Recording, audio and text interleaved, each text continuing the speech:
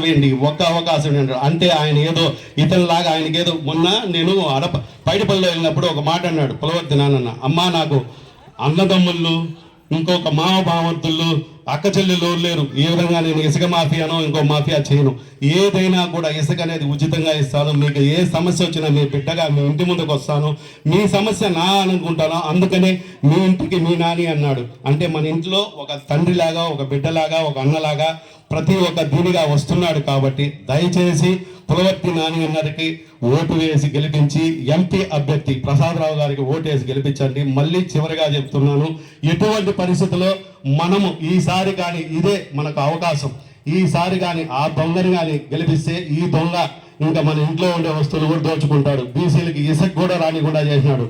గతంలో ఎక్కువ మాట్లాడుతూ ఒక్క నిమిషం, గతంలో గల్లా అరుణ్ కుమారి గారు మన బీసీలకి ఒక ప్రత్యేకత ఇచ్చింది.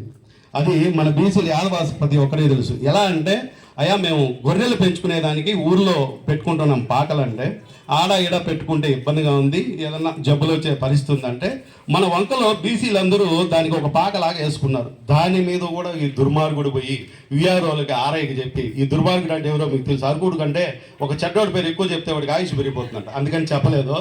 ఏమో ఈ దుర్మార్గుడు పోయి ఆడ కూడా కొట్టించి దాన్ని కూడా మాఫీ చేయించాడు. ఇదేంది?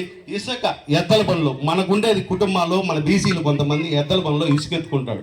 వాళ్ళ అప్ప నాయన వంకంతా వాళ్ళదే, ఈ పక్క నుంచి ఆ పక్క కనేసి జేసీబీలు పెట్టి ఆ ఇసుక కూడా ఎత్తుకోకపోతే దానికి కూడా బీసీలందరూ సమైక్యంగా ఒకటయ్యి ఆడికెళ్ళి ఎంఆర్ఓ రెడ్డికి అందరికి అర్జీలు ఇచ్చేందుకు మళ్ళీ వచ్చినాడు, కాలు పట్టుకున్నాడు, ఒకరికి సెలవు కప్పినాడు, నువ్వే ఈ ఇసుక అంతా నువ్వే చూసుకోవాలని.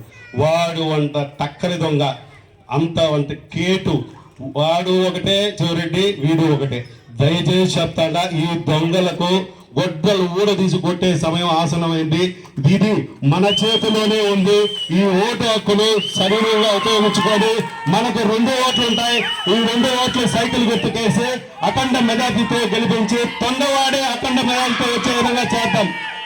ఈ అవకాశం ఇచ్చిన అందరికీ నమస్కారం.